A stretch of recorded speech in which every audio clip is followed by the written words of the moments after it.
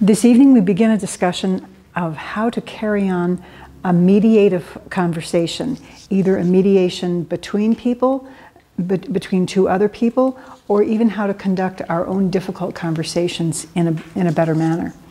And this evening's presentation is an outline of what I'll be doing for the next few months. So we're going to go over things pretty quickly, but still, if you have questions, don't hesitate to stop me.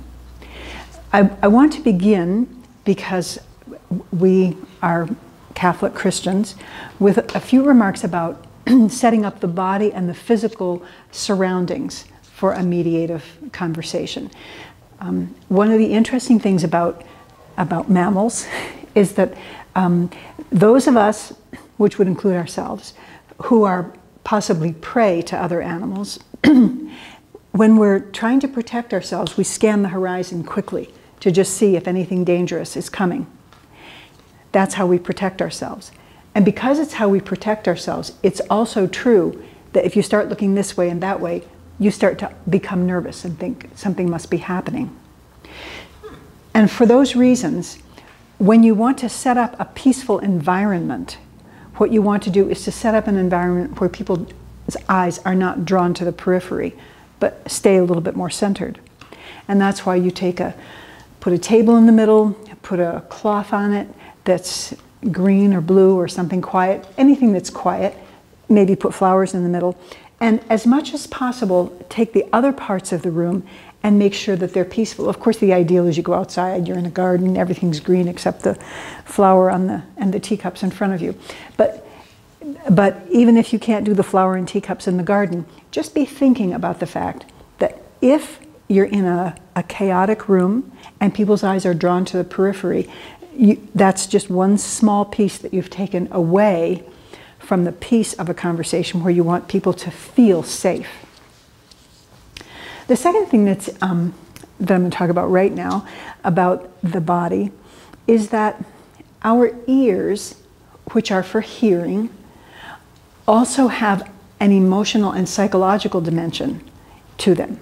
So that to set up the ear for hearing is also to set up the person for listening. Now, hearing and listening are not exactly the same thing. You can turn on background music, and of course if you get into any elevator you hear the stuff, and it's intended to be ignored. When we have a mediative conversation, indeed when we have any conversation that we care about, we don't actually want to be ignored. We want to be listened to. So I want to just take a few minutes to talk about how to set up the body, ideally, for listening. And actually, setting it up for listening and for talking is the same, because when we speak what we're able to hear, and then when we listen, it enables us to speak more clearly. The body is actually set up entirely, it's like a violin, it's like a musical instrument.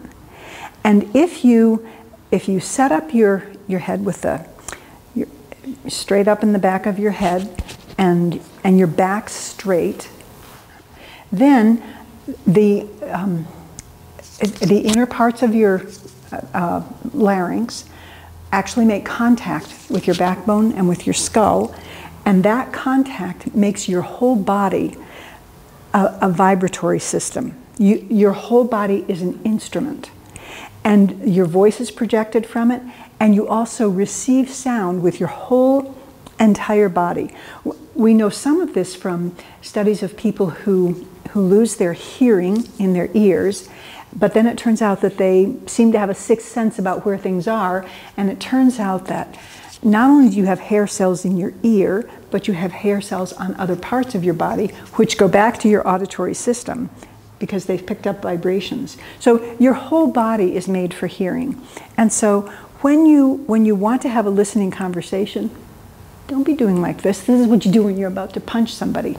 Get your back straight, get your head on top of it, and really be set up as much as possible for listening and also for speaking. I mentioned that there was a French doctor he was an ear, nose, and throat specialist. His name was Alfred Tomatis, and he he learned a lot of things about the ear, and in particular learned that when people are having trouble with vocalization, the trouble is often in their ears, not in their throat, not in their mouth, not in their memory, but in the ears themselves. And he devised many ways of having people listen to music. He alters the music to create a surprise, but the fundamental point is that by listening to music in a very attentive manner and listening to it not only with air conduction, which we all read about, that's how you hear the sound comes through the air and it goes to the air, but also through bone conduction. When you're in your mother's womb, a lot of your hearing comes through water, but then as you become bigger, a lot of it comes through bone conduction. And if you've ever been in even if you're in a glee club and you're next to somebody and touching somebody who has a good voice, or best of all, if you're near somebody that you can actually lean your head against and you're not sure of your voice and you lean your head against somebody who's got a good voice, all of a sudden it just seems like the whole song is coming out of you. You yourself are hearing by bone conduction and you are able to produce the sound. It's very exciting. But anyway, the thing that I really want to say is when you are having a conversation where you really want to be attentive and listen, pay attention to your own posture, pay attention to the posture of the person who's listening to you, and make sure that you're setting yourself up as a listener. Even if it means that before you have the conversation, you play a little bit of Mozart. Actually, Tomatis found that Mozart and Gregorian chant are the two things that are healing to the listening system. But do something so that you're drawn together and drawn into a listening mode. So that's all I'm going to say right now about physical setup. Then I'd like to talk about the 4 steps which Marshall Rosenberg talks about in his book. He has a whole bunch of books. One of them is called World Without Violence. And I don't exactly recommend it. I'll tell you why later. But he does have some very helpful thoughts. He says that there are 4 steps in the nonviolent conversation. The first one is facts. Each side needs to say, what are the facts? And you know, when you're working with your children, the first fact is, you know, he's being mean. He's being mean is a judgment, okay? It's he took the ball that I was playing with. And then of course he says, well, it's my ball. And she's always taking it. Well, she's always taking it. Again, we're talking about things that we didn't really measure or see for sure. So you have to really take some time to say, what is the difference between a fact and a judgment? And really, when you start trying to have a mediative conversation, it very quickly, you start hearing the judgments, you know, that you knew. Maybe I knew, maybe I didn't know. That's not in the realm of fact. I told you yesterday might be in the realm of fact, but you still could have forgotten. So when we begin a conversation, the first thing is, what is your impression of the facts? And then, did you hear what she said the facts were? And then you tell me the facts. And then you say, what facts did she bring up? Until we really each know what the other person saw. And we find out that, yeah, you had the ball first today, but as a matter of fact, she got it for Christmas and regards it as hers. And it doesn't matter how many times you have it first today, you didn't get her permission. But just so you know what all the facts are. After the facts, the next thing is the feelings. And it's interesting, again, talking about feelings. What is a feeling? And what we have to understand is when you say, I feel like you don't care. You don't care is the name of a thought. When you say feeling, there's a very small number of feelings that we can talk about. And if we just look at those few feelings and then fit our other I mean, there's hundreds of feeling words, but if you fit them into a few categories, it will help you to focus on the meaning of feeling as opposed to thought. One of the negative feelings is hatred. And hatred as a feeling is a kind of a self-protective feeling. And of course, we're talking about negative feelings because the positive feelings aren't the things that we need mediated. So hatred is a feeling that I need to protect myself and I can't be open to you. And saying that that's what your feeling is informs the other person of where it is that you're actually sitting. Another negative feeling would be aversion, where now we're not talking about how I need to protect. I just want to get away, whether it's a question of protection or just, I don't like being around this. It's running away is a way of protecting, but it's also a way of avoiding things that disgust you or stuff like that. So aversion. Another feeling is sadness. Sadness is the feeling that we have when something that we don't want is present and we feel kind of stuck with it. Aversion, it's not here and I don't want it to be here. Sadness is, it's here and I'm feeling stuck. And then we can talk about, sometimes you have a feeling of despair, and despair is there's something here and I don't want it here, but it's not the same as sadness. There's kind of a desperate feeling. It's a much more intense feeling than sadness.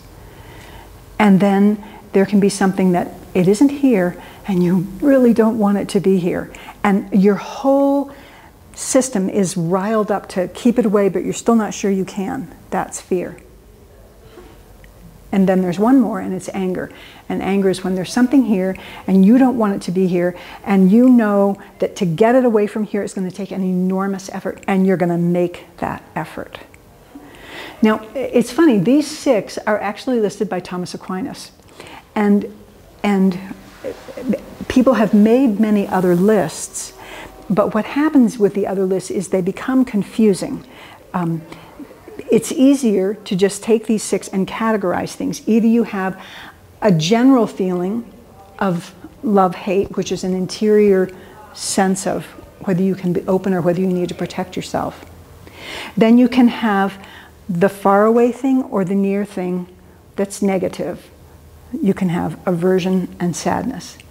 And then at a high intensity, you can have the faraway thing that you really don't want, fear, or the near thing that you don't feel you can overcome, and it's just awful.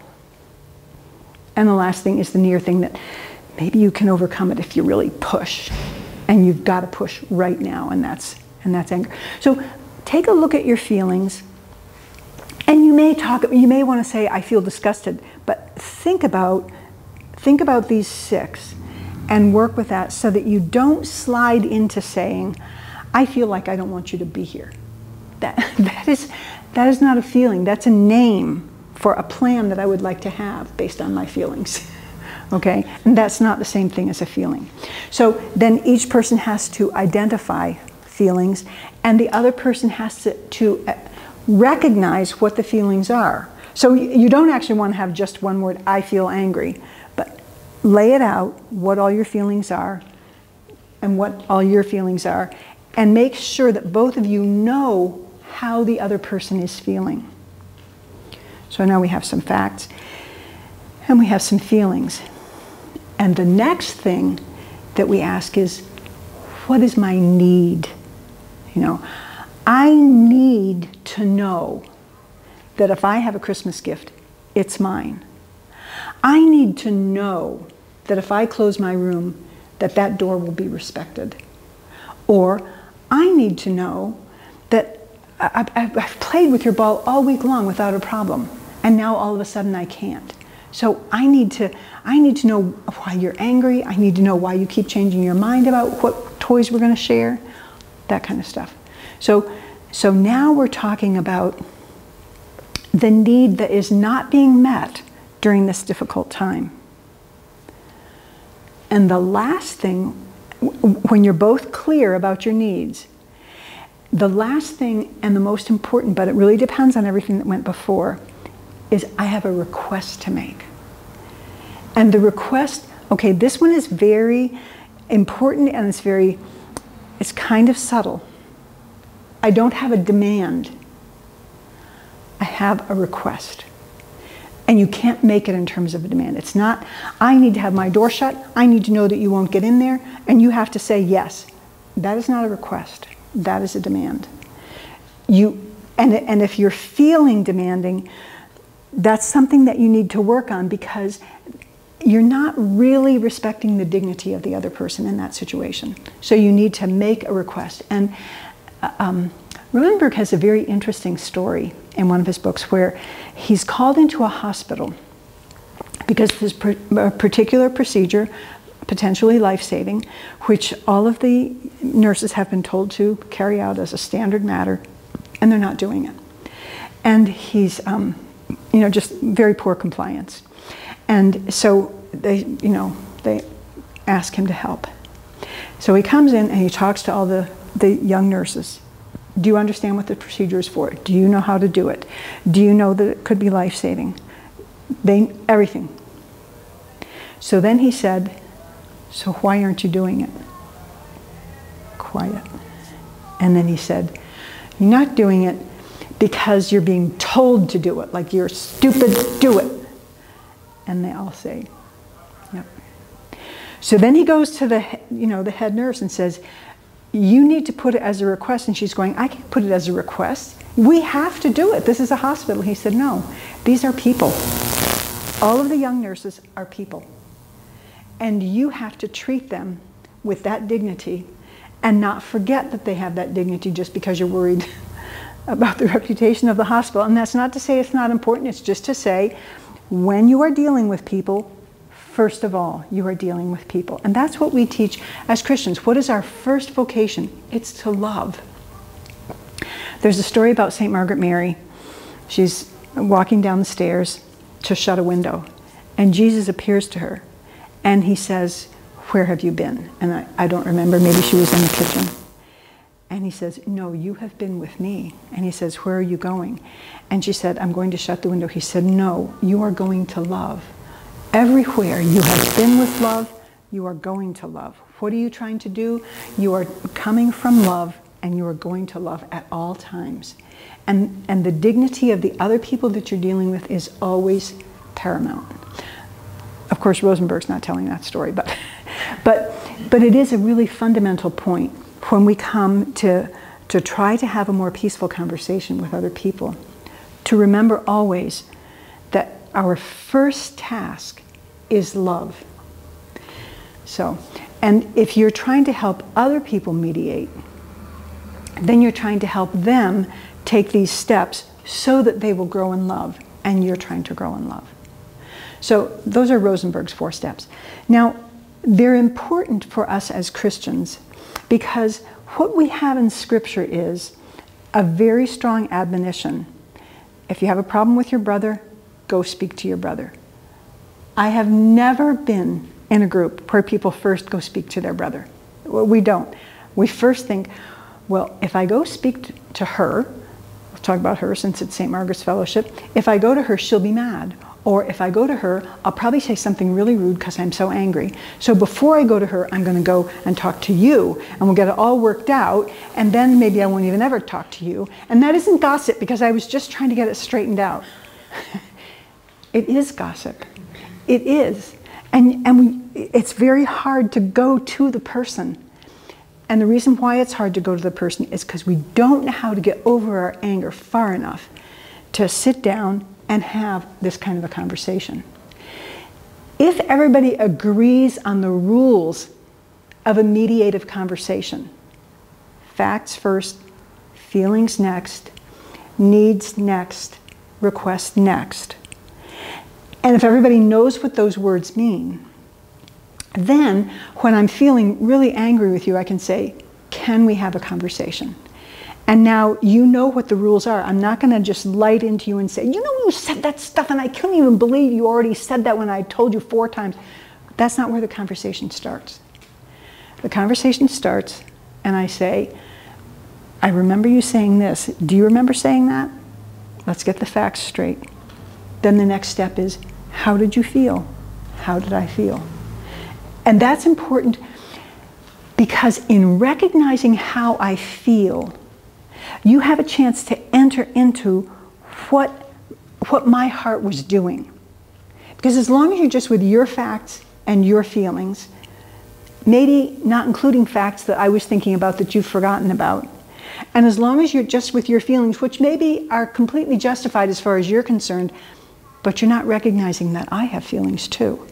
So there has to be a complete clarity about that. Then needs, and finally, a request. It's a request.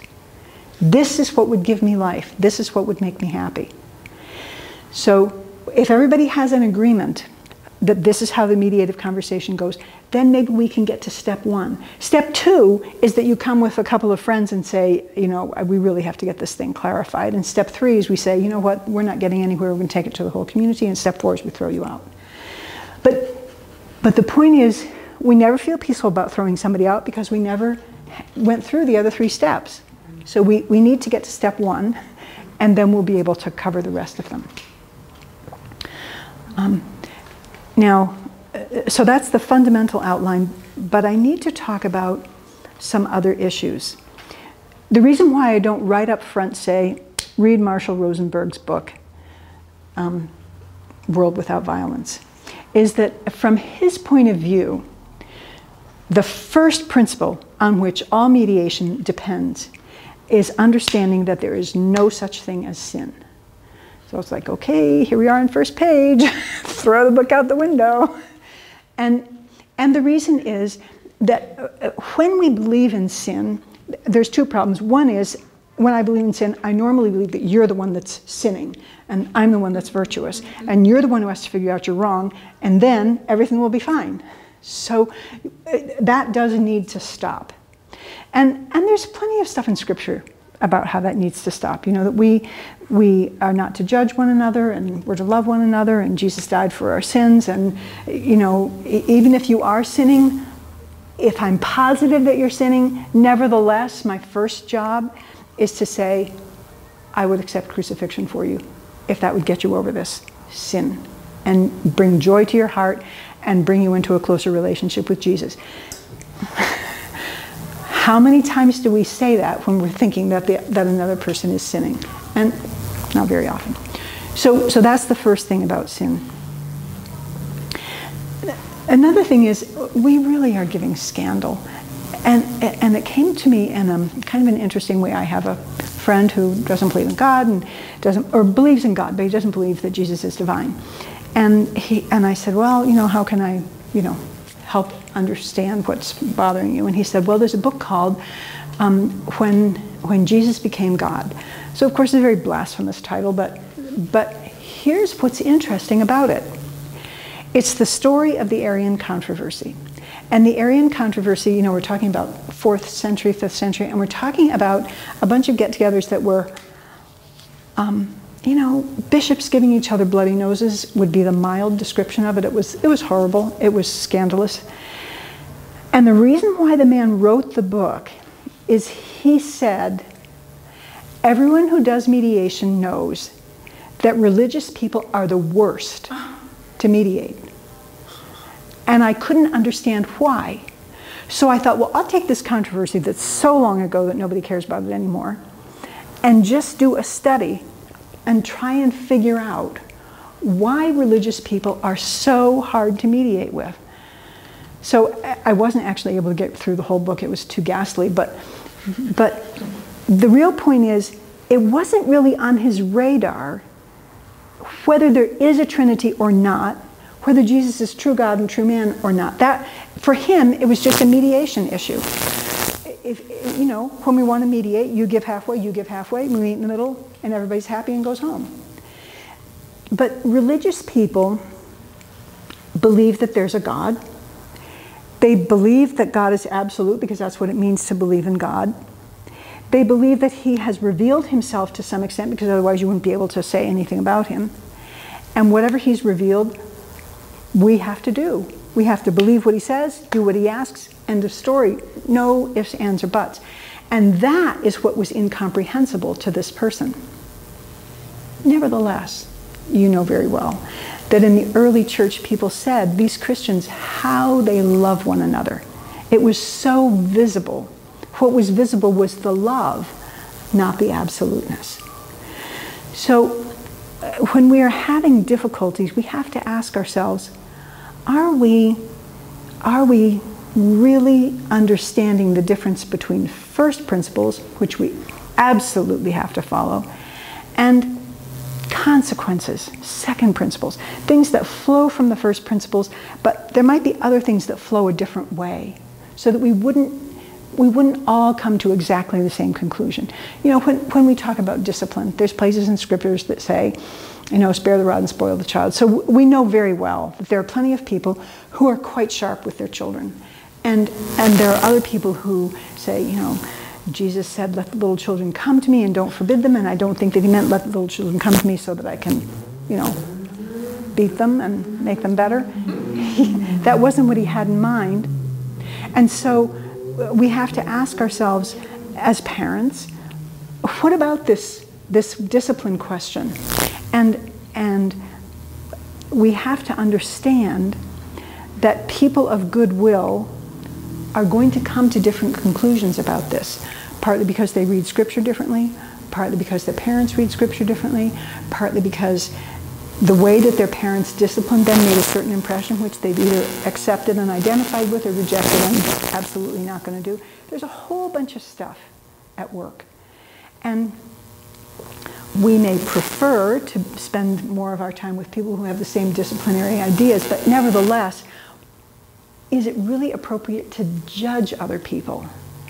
Or maybe if we had an agreement about how to start a mediative conversation, could we say, can we talk about discipline and come to a better understanding of the different choices that we're making?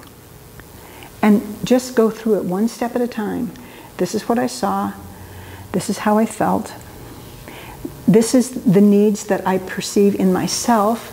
This is what I want my child to see of adults. And maybe make a request.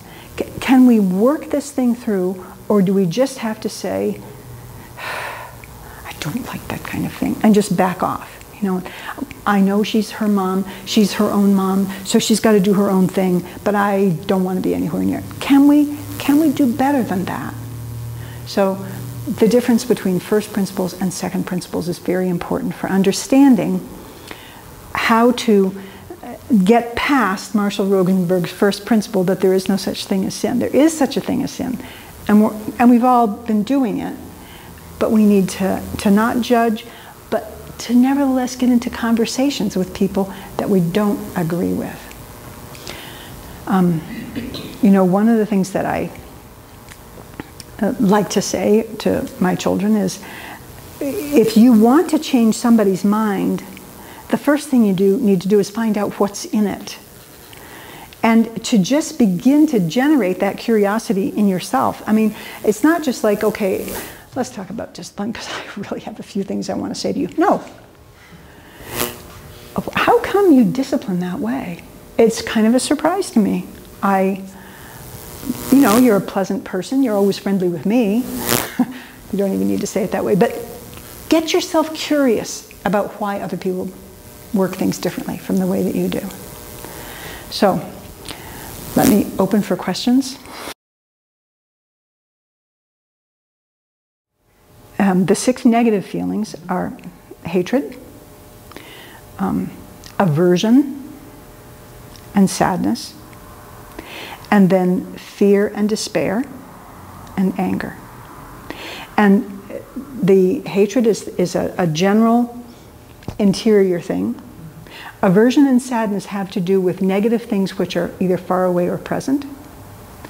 And just fear and despair have to do with high energy, high intensity, bad things that are far away, fear, or present, despair.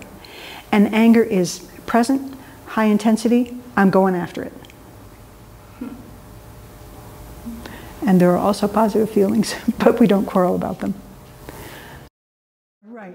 And that's why if you have an agreement, then, you know, you interrupt, but we already know ahead of time that the rule is I get to give my whole list of facts.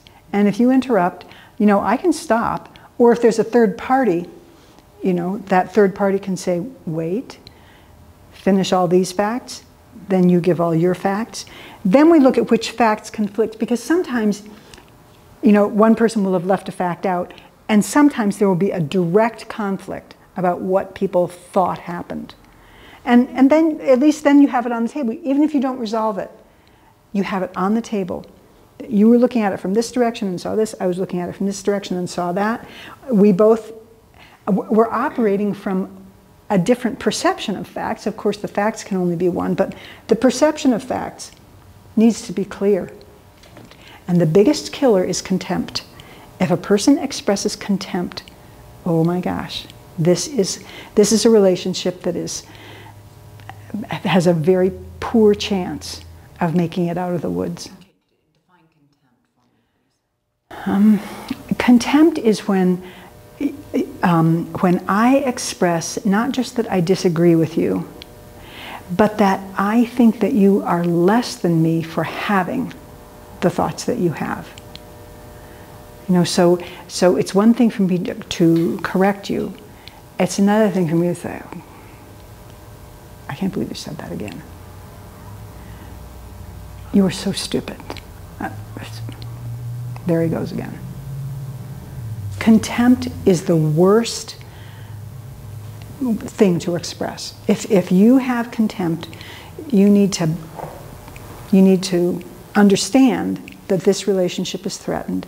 And you need to talk to Jesus. Why do I despise this person so much that I can't help rolling my eyes when she speaks? It actually is the meaning of chastity. And is it really about the amount of clothing? In Matia's book, Love and Responsibility, he talks about the importance of the point about clothing is whether the clothing is in the foreground or whether the person is in the foreground, or the lack of clothing is in the foreground. But so the challenge for us is, if a person is inappropriately dressed, can we bring the person into the foreground? Because if a person is spending time in front of the mirror setting up this inadequate clothing, or this clothing in which her body is in the foreground and her person is in the background, in which her mask, her persona, the thing that she wants to project is in the foreground, and she herself is in the background, then your responsibility as a Christian is to step up to her and pull the person into the foreground. Can you do that? And if you make that your focus, then all of a sudden you realize that by talking about the clothing, you're attacking what she wants to project, what she thinks is the only thing positive or the most positive thing to project. And what you really need to do is to pull that person out, pull that person into the foreground, and then let the clothing take care of itself over time. You know, you can't always help, but the first step in helping is to have a proper teaching that each feeling has its appropriate place. I mean, hatred, we say that hatred is a sin, but you do have to close yourself off from some people, or from some of the things that people are pushing towards you. You have to. And you have to back away from some things. So each feeling has an appropriate place. Yeah, step one is interior, to come to a deeper understanding of yourself. And many times that will put you in a position of being able to understand another person even before they speak. But if you have to ask a person, you're then approaching them not from the point of view of, why are you such a moron? But from the point of view of, why did you make those choices? I didn't see it that way. And you actually are curious. You know, every now and then some poor person comes into the house who, I mean, I have relatives who are politically very different from me. And there are some times, and there are some people who can't talk to somebody who's politically different because they just think, how can anybody be such, you know, so thoughtless? But to me, the question is, what is it that attracts you to this politician? Because I want to know. up? You know, that's a very interesting question about age. Hopefully older people have had more life experience and it's worth something, but if you don't pay attention to your life experience, it isn't. And you know, naming no names, we all know older people that we think, oh, I just love hearing what that person has to say. And we know other people that we just think, you know, this is very difficult. This is like dealing with a 2-year-old all the time. And the difference is really that with a 2-year-old, you have a hope that they'll grow up, but this person is 95 and you no longer have a hope that they're going to grow up. And and that's really what's difficult. But the 95-year-old who's done that observation and that growing up, or even the 17-year-old, you know, every now and then there's a very young person who, for whatever reason, has developed an acuity and they are paying attention. And what you said about Mother Teresa saying, look into people's eyes to see their deepest need. When we talk about vision, I just talked about the peripheral vision and keeping it in, but eyes are capable of, when you look into somebody, into their eyes or into their face, you actually take into your eyes the whole expression on another person's face, and your mirror neurons begin to pull your face into the configuration of the face that you're looking at, so that you feel within your own face the feelings of the other person. There was even a famous psychologist in the beginning of the 20th century. I think it might be William James, but there's 3 brothers and I get them mixed up. But the one who was a psychologist said, the facial expression is the emotion. Well, I don't really think that. The emotion, I think, is in the heart, but it comes into the face. And when you mirror another person, which you do when you look in their eyes, you actually have your own mirror neurons putting their face into your features. And that's why you can feel it.